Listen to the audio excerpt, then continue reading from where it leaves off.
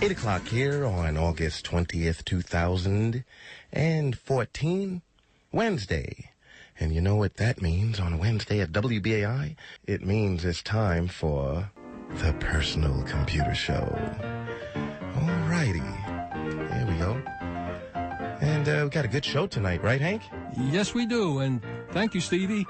And welcome to the Personal Computer Show. This is Hank Key, and I'm in the studio with Stevie DB. And joining me this evening is my old sidekick, Joe King. He's up on the right coast. We're going to have a product review on a wireless Wi-Fi range extender. One of the questions that we've been asked, or at least I know I've been asked a number of times, is that, they have Wi-Fi in the home, and it doesn't reach all places. What can they do? Well, I don't know what they can do, but let me tell you, Hank, you know that from time to time I go out to the country, and because it's only from time to time, it's my in-laws' house, we don't have internet out there. It's your house now. Well, it is now. They've passed, but we don't use it all the time.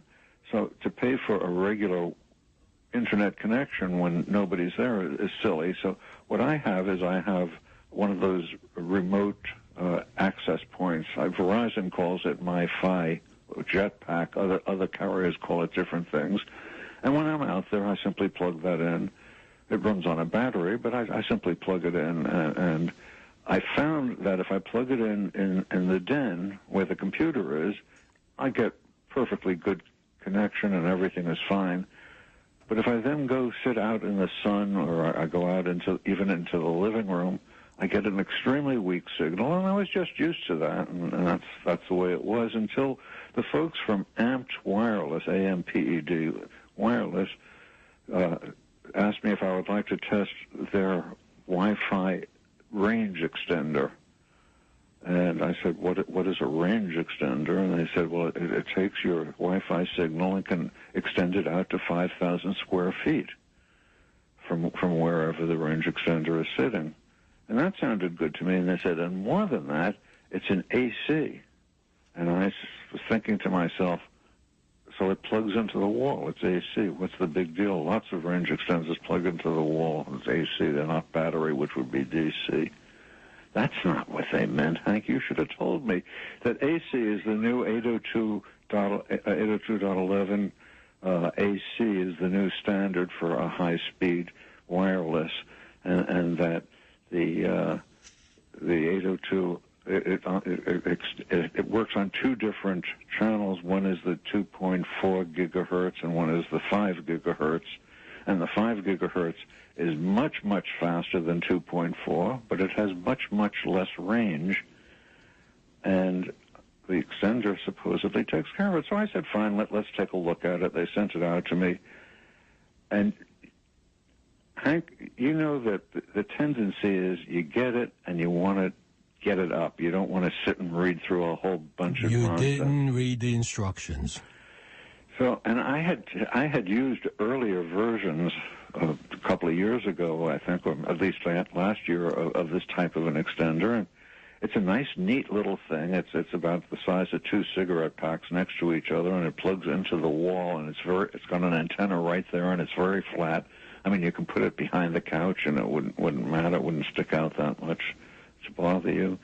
So I did that, and of course I had troubles right off. So I went at that point and read their quick usage or quick start manual, which was really just a couple of sheets of paper.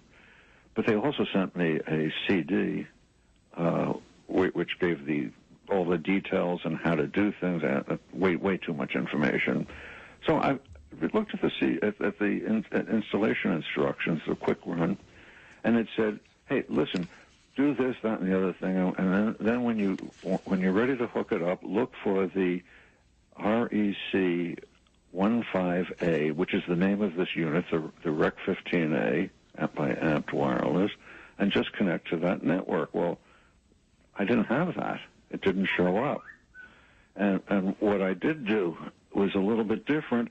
I looked at using my cell phone, and I unplugged this little white box, and then I plugged it back in. And when I plugged it back in, by golly, there on the cell phone, a new wireless network popped up by the name of Elite 5 and Elite 2.4 or 2.4, and I then unplugged it, and those disappeared again, and I said, well, I bet that's going to work. I mean, it seemed obvious. I selected the 2.4 because I knew that was the network that I had in the house, was a 2.4 gig, and it worked. So that told me that their biggest problem was having a foreign country print their manual with some bad instructions that nobody had read.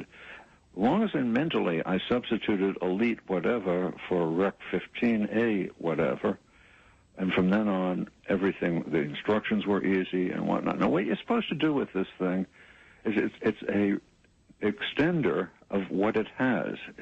Yes, it does do a slight boost with the 5, but the 2.4 is strictly an extender. So therefore, what I'm saying is, if I put the extender in a place where the original network is very weak, it's going to extend a very weak network. And what they suggest is you put the extender in a place where you have at least 75% of your power, and that's easy to determine visually. They give you a way of doing it. And I did that. And then I went out to sit in the sun, and by golly, I still had 4 bars. It was terrific. Joe, 2 quick questions, okay? Does it work as advertised? Yes, with the exception of the SSID being the wrong name. Okay. And the second question is, you're using it, other than testing it, now you're using it. Now I'm using it, and I got to say, my basic, it will not go faster than what your laptop can go, or your tablet can go, or your cell phone can go.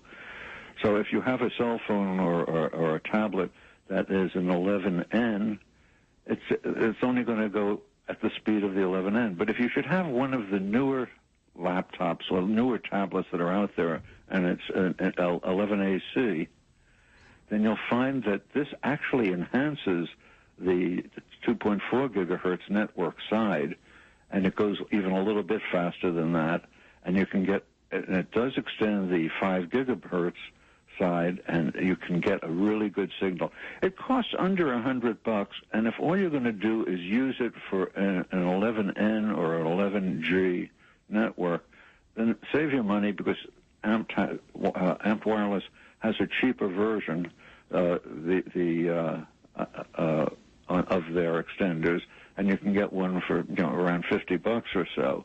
But if you do have, or you are planning in the next year to get a 11AC, then by all means, I think this is a nice unit. It's nicely designed. It's easy to install, and just remember that they misprinted the instructions. Joe, I guess you're a happy camper, but for all those who did not get through, you can send us, send us email at pcradioshow.org. And next week we have, I forgot his last name, Paul, who's going to be talking about we're going to be talking about the USB vulnerability that is really has no answer, and that's a major item that we're going to talk about. So tune in next week to WBAI. This is Joe King. Hank Key is in the studio. David Perry is on the West Coast.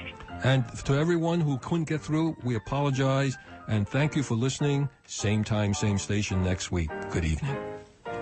All right, that's going to conclude the Personal Computer Show here at WBAI New York 99.5 FM.